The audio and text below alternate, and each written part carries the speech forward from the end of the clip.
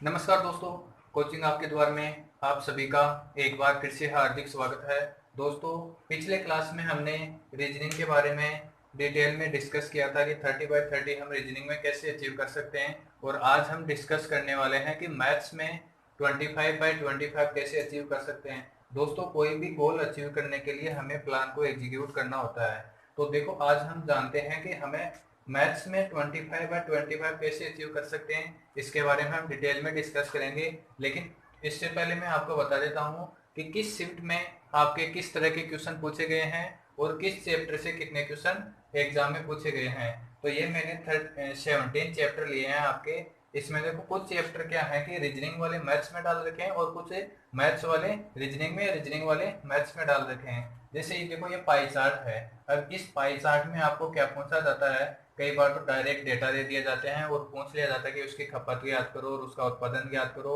और कई बार इसमें औसत दे दिया जाता है, औसत निकाल लिया, कितनी भी मानों का औसत या ईयर्स का, सालों का, कंपनियों का औसत पूछ लिया जाता है, उनके प्रतिशत में तुलना करवा ली जाती है। तो ये जो पाई चार्ट है, इसको किस में डाल रखा है, रीजनिंग में डाल रखा है। लेकिन इसमें क्वेश्चन कैसे आते हैं, इसमें एवरेज के क्वेश्चन भी डाल देते हैं, प्रतिशत के क्वेश्चन भी डाल देते हैं। और जो आपके कैलेंडर और घड़ी है, उन चैप्टर को क्या है कि इस मैथ्स में डाल रखा है। आप सिलेबस उठा के देखना, उन चैप्टर को आपके इसमें मैथ्स में डाल रखा है, जबकि वो चैप्टर किसके हैं, रीजनिंग के हैं। तो देखो, हम स्टार्ट करते हैं। देखो, पहला है हमारा टाइम एंड वर्क है। तो इस टाइम एंड वर्क में कितने क्वेश्चन पूछे गए हैं किस शिफ्ट में। देखो, मैंने ली है दिसंबर के लिए है सभी शिफ्ट। सभी शिफ्ट क्या है, दिसंबर के लिए है। ये है 12 दिसंबर की, ये सेकंड है 11 दिसंबर, ये है 10 दिसंबर, 7 दिसंबर, 6 दिसंबर और 4 दिसंबर। सारे के सारे शिफ्ट मैंने कौन सी ली है, सेकंड शिफ्ट। सिवाय छोड़ के एक ये है 10 दिसंबर की फर्स्ट शिफ्ट है, और इसके अलावा सभी सेकंड शिफ्ट के पेपर हैं ये। तो देखो, टाइम एंड वर्क में 12 दिसंबर को कितने क्वेश्चन पूछे गए थे, 3 क्वेश्चन पूछे गए थे। 11 को 2 क्वेश्चन पूछे गए, और 10 को 3 क्वेश्चन पूछे गए, और 7 को 2 क्वेश्चन पूछे गए थे, और 6 को कितने क्वेश्चन पूछे गए, 2। और 4 को भी कितने क्वेश्चन पूछे गए, 2 क्वेश्चन। और दोस्तों, इन क्वेश्चनों में सभी सारे क्वेश्चन क्या थे, इजी टू मॉडरेट थे। यानी कि कुछ क्वेश्चन तो बहुत इजी थे और कुछ एक क्वेश्चन मीडियम थे। लेकिन जो 10 दिसंबर का पेपर था, इसमें 10 दिसंबर वाले में मैथ्स का पेपर तो पूरा ही टफ था। इसमें एक क्वेश्चन तो सबसे ज्यादा टफ था कि वो इस तरह से था कि A+B मिलकर किसी काम को क्या करते थे, 1.8 दिन में पूरा करते थे। और अगर ए आधा काम करता था और जो शेष बच गया आधा काम वो बी पूरा करता था, तो दोनों मिलकर काम को कर रहे थे 3.75 दिन में। फिर पूछ लिया था क्वेश्चन में, क्या पूछा फिर, क्वेश्चन में पूछ लिया कि ए अकेला उस काम को कितने दिन में करेगा।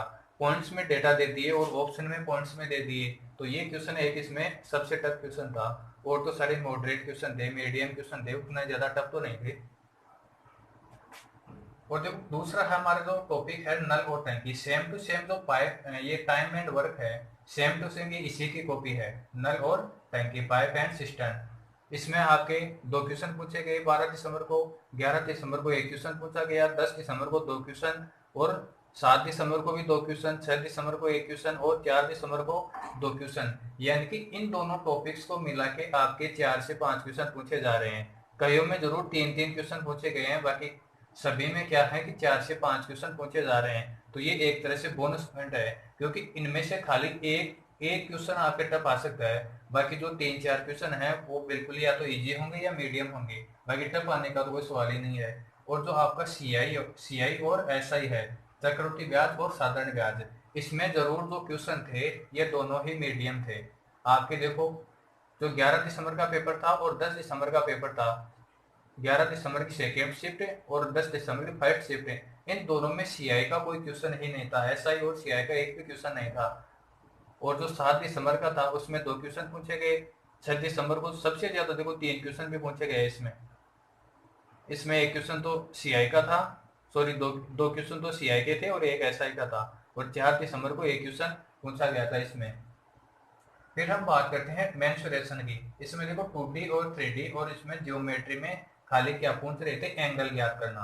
तो देखो, सबसे ज्यादा इसमें 5 क्वेश्चन पूछे गए हैं, सबसे ज्यादा 5 क्वेश्चन पूछे गए हैं 2D 3D और ज्योमेट्री मेंसुरेशन में। और 11 दिसंबर को 2 क्वेश्चन पूछे गए, 10 को भी दो क्वेश्चन पूछे गए, 7 दिसंबर को एक क्वेश्चन पूछा गया था, और 6 दिसंबर को 2 क्वेश्चन पूछे गए और 4 दिसंबर को 3 क्वेश्चन पूछे गए। इनमें कईयों में एक आध क्वेश्चन मीडियम थे और बाकी बहुत ही इजी इजी क्वेश्चन दे रखे थे। और देखो हमारा सबसे मोस्ट इम्पोर्टेंट टॉपिक है ये बोर्ड मास वाला। इसमें देखो आपसे क्या करवाया जाता है, गुणा भाग और विभाज्यता के नियम। विभाज्यता के नियम पूछे जाते हैं कि 2 से विभाजित होता है कि नहीं, 3 से होता है कि नहीं, 6 से होता है कि नहीं, 11 से होता है कि नहीं। इस तरह के क्वेश्चन इस शिफ्ट में, इनमें से एक शिफ्ट में तो शायद फर्स्ट में और इसमें 7 दिसंबर, इनमें 3-3 क्वेश्चन विभाज्यता के पूछ लिए थे कि 11 से विभाजित होगा कि नहीं, 6 से विभाजित होगा कि नहीं। ऐसे ऐसे क्वेश्चन पूछे गए थे।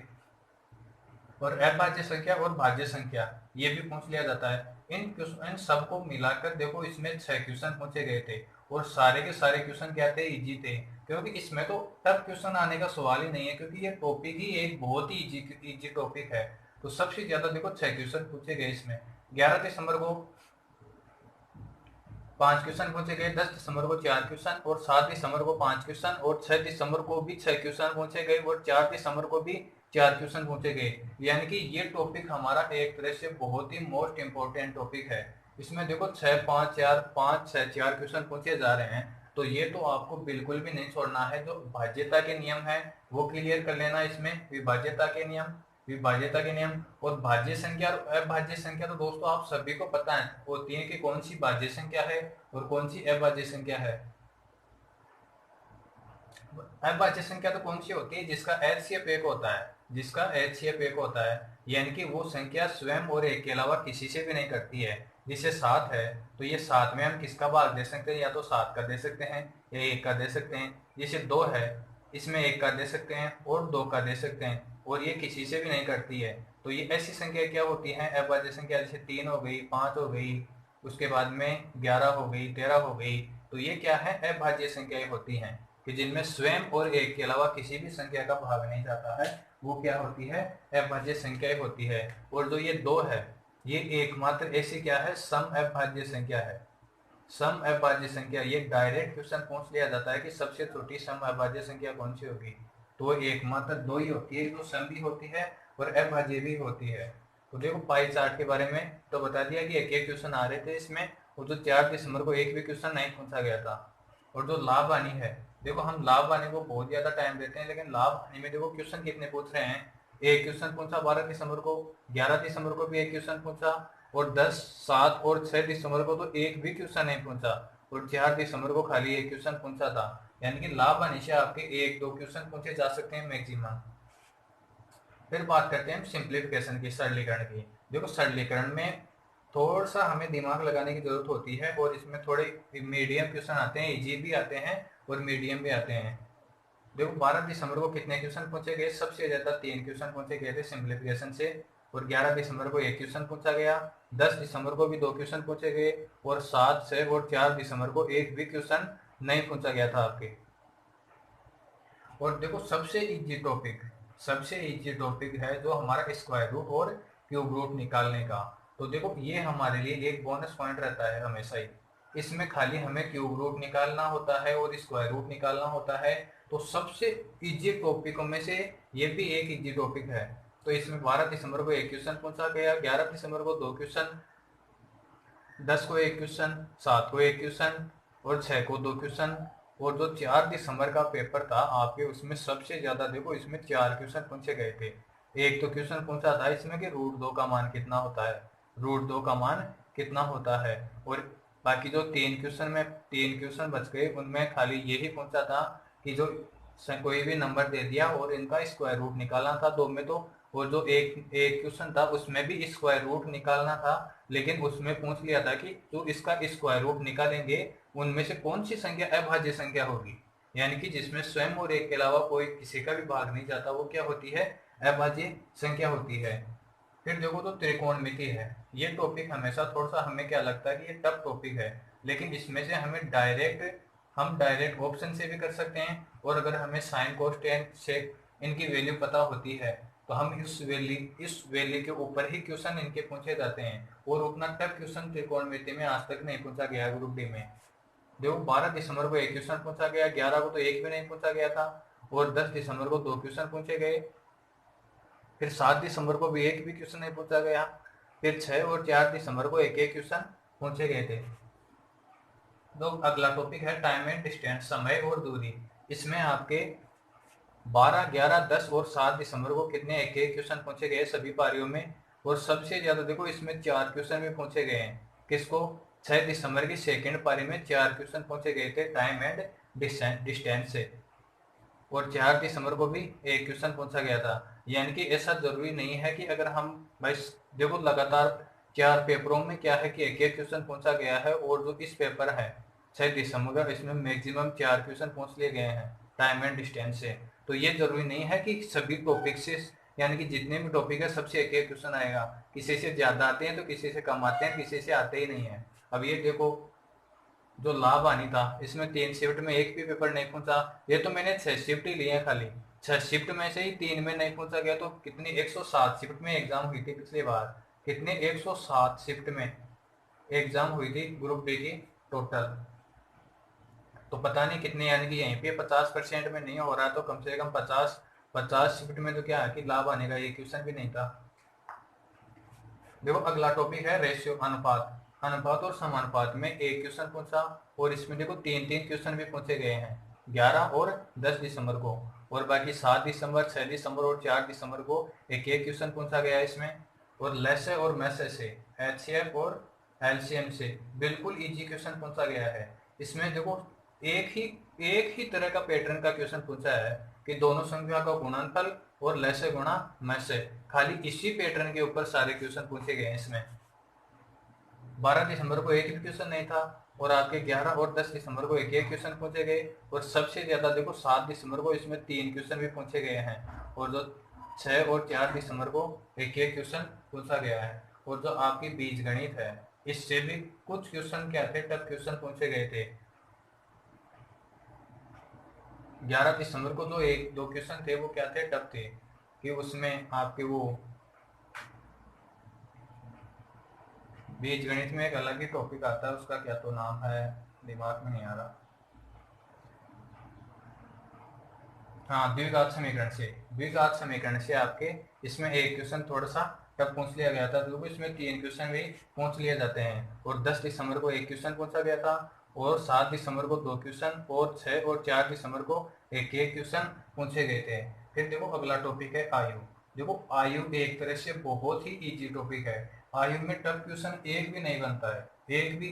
अगर आपने आयु अच्छे से पढ़ ली ना, तो एक भी क्वेश्चन टफ नहीं है इसमें। 12 दिसंबर को एक भी क्वेश्चन नहीं पूछा गया, और 11 और 10 दिसंबर को एक एक क्वेश्चन पूछे गए। और देखो आयु में सबसे ज्यादा 2 क्वेश्चन पूछे गए थे आपके 7 दिसंबर की सेकेंड शिफ्ट में, और बाकी एक एक क्वेश्चन पूछे गए हैं दोनों में। एक एक क्वेश्चन पूछे गए 7, 6 और 4 दिसंबर को। फिर देखो अगला टॉपिक है एवरेज। औसत में आपके देखो 12 दिसंबर को एक भी क्वेश्चन नहीं पूछा गया, और 11 दिसंबर को एक क्वेश्चन पूछा गया, और 10 दिसंबर को भी एक क्वेश्चन पूछा गया। और सबसे ज्यादा देखो आपके 7 दिसंबर को इसमें 3 क्वेश्चन पूछे गए हैं, और 6 दिसंबर को एक क्वेश्चन पूछा गया, और 4 दिसंबर को भी 2 क्वेश्चन पूछे गए हैं। और फिर देखो अगला टॉपिक है प्रतिशत। प्रतिशत में हमारे 12 दिसंबर को एक भी क्वेश्चन नहीं था, और 11 दिसंबर को एक क्वेश्चन पूछा गया, 10 दिसंबर को 2 क्वेश्चन पूछे गए, 7 दिसंबर को एक क्वेश्चन पूछा गया, और जो 6 दिसंबर को एक भी क्वेश्चन नहीं था, और 4 दिसंबर को एक क्वेश्चन पूछा गया था। यानी कि ये टॉपिक देखो कितने हमें इम्पोर्टेंट टॉपिक है। HCF, LCM, algebra, age, average और परसेंटेज। देखो कंटिन्यू जो पांचों टॉपिक हैं, इनमें 12 दिसंबर को आपके एक भी टॉपिक नहीं था। तो आप ऐसा नहीं कर सकते कि सभी टॉपिक से एक एक क्वेश्चन तो आएगा। तो देखो कईयों में क्या है कि कईयों में ज्यादा क्वेश्चन एक ही चैप्टर से दे दिए जाते हैं, ऐसा फिक्स नहीं है। हमें जो सिलेबस दे रखा है उसमें तो क्वेश्चन आएंगे, लेकिन ऐसा नहीं है कि सभी में से बराबर रेशियो के अंदर क्वेश्चन पूछे जाएंगे। तो ये तो हमने डिस्कस कर लिया कि किस चैप्टर से कितने क्वेश्चन पूछे जा रहे हैं। देखो सभी चैप्टर क्या है, अपने आप में इम्पोर्टेंट है। अगर हम एलजेब्रा, एज और एवरेज को छोड़ दे, तो देखो इसमें देखो आपके एचसीएफ में इसमें कितने क्वेश्चन पूछे गए हैं, 3 और 3 6 4 10 क्वेश्चन पूछे गए हैं। इन मात्र 4 टॉपिकों से 10 क्वेश्चन पूछ लिए गए। और जो आपके ये टाइम एंड वर्क और नल और टंकी, इनसे तो क्या है कि आपके 3 से 4 5 क्वेश्चन तो हमेशा पूछे जा रहे हैं हर शिफ्ट में। तो ये तो एक तरह से मोस्ट इम्पोर्टेंट टॉपिक है, इसको तो आपको अच्छे से कवर कर लेना है। अच्छे से कवर तो दोस्तों सभी को करना है। अगर हमें 25/25 अचीव करना है, 25/25 अचीव करना है, तो हमें सभी टॉपिक्स को अच्छे से कवर करना ही करना होगा। तो दोस्तों ये तो हो गया हमारा डिस्कस। अब देखो हमें प्लान को एग्जीक्यूट कैसे करना है उसके बारे में हम थोड़ा डिस्कस और कर लेते हैं। ये मैंने आपको रीजनिंग में भी बताया था और इसमें भी बता देता हूँ आपको थोड़ा सा। तो देखो दोस्तों, हम मैथ्स और रीजनिंग में हमारा टारगेट है 55/55 का, तो हम आसानी से इसको अचीव कर सकते हैं, आसानी से अचीव कर सकते हैं। इसमें देखो उतने कुछ भी नहीं है। अगर हमने 40 से 45 सेट निकाल लिए, 40 से 45 सेट प्रीवियस ईयर के निकाल लिए, तो दोस्तों मैथ्स और रीजनिंग की कोई भी ऐसा चैप्टर नहीं है, कोई भी ऐसा चैप्टर नहीं है कि उसमें क्वेश्चन रिपीट नहीं होते हैं। सेम टू सेम वैसे ही रिपीट होते हैं, खाली डेटा चेंज कर दिए जाते हैं। तो अगर हमने 40 से 45 क्वेश्चन निकाल लिए एक चैप्टर के मान लो नहीं भी आते हैं, तो एक चैप्टर के मान लो अगर 20 क्वेश्चन भी हमने निकाल लिए, 20 क्वेश्चन भी निकाल लिए, तो उसमें ऐसा कोई क्वेश्चन नहीं बचेगा, ऐसा कोई टाइप नहीं बचेगा जो हमारे से कवर नहीं होगा। और वैसे भी अभी तक भी हमारे पास टाइम काफ़ी है, टाइम अभी भी काफ़ी बचा हुआ है हमारे पास। तो हम आगे जो प्रीवियस ईयर करेंगे वो तो करेंगे ही करेंगे, लेकिन हम इन चैप्टर को भी डिटेल में अभी तक पढ़ सकते हैं, हमारे पास इतना टाइम तो है। यानी कि आपको रोज का एक प्रैक्टिस सेट तो निकालना ही निकालना है, एक प्रैक्टिस सेट निकालना ही निकालना है। और सबसे मोस्ट इम्पोर्टेंट बात क्या है कि आपको उसका एनालिसिस करना है, उसका एनालिसिस जरूर जरूर करना है। ये एक टेस्ट देते हो तो आपको मिनिमम देखो 1.5 घंटे में पेपर देना है आपको। 1.5 घंटे में जितने क्वेश्चन कर सकते हो उतने क्वेश्चन कर लीजिए, और जो बाकी रहते हैं उनको छोड़ दीजिए, कोई बात नहीं। धीरे धीरे जैसे जैसे हम टेस्ट देंगे तो हमारा टाइम इंक्रीज होता चला जाएगा। तो देखो 1.5 घंटे में तो हमने टेस्ट दे दिया, लेकिन जब हम इसको सोल्व करेंगे तो पक्का इसमें हमारे क्या 3 से 4 घंटे लगेंगे, 3 से 4 घंटे लगेंगे। तो ये टाइम सबसे इम्पोर्टेंट है कि इसको हमने इसका एनालिसिस करना है 3 से 4 घंटे में। जो क्वेश्चन हमें आते हैं हमें उनको भी निकालना है, और जो हमें नहीं आते हैं उनको तो निकालना है। लेकिन जो जो क्वेश्चन हमें आते हैं उनको निकालते हैं तो हमारा क्या टाइम हम उस क्वेश्चन को और भी कम समय में निकाल सकते हैं। जैसे किसी क्वेश्चन में हमने फर्स्ट टाइम 45 सेकेंड लगते हैं, 45 सेकेंड लगते हैं, तो इसको हमने 3 बार निकाल दिया, तो इसी क्वेश्चन को हम 20 सेकेंड में आराम से कर सकते हैं। दोस्तों एक महान वैज्ञानिक ने कहा था कि अगर हम किसी भी काम को कंटिन्यू फर्स्ट डे से लेकर 30 दिन तक कर सकते हैं, यानी कि एक काम को हम 30 दिन तक लगातार करते हैं, तो उसके हम महारथी बन जाते हैं। क्या बन जाते हैं? उस काम के महारथी बन जाते हैं। उसमें हम कभी भी ठिकाने वाले नहीं होते हैं, हम उसके स्पेशलिस्ट बन जाते हैं एक तरह से। तो दोस्तों अगर वीडियो पसंद आया तो चैनल को सब्सक्राइब कर दीजिए और दोस्तों के साथ शेयर कीजिए। धन्यवाद, मिलते हैं नेक्स्ट क्लास में।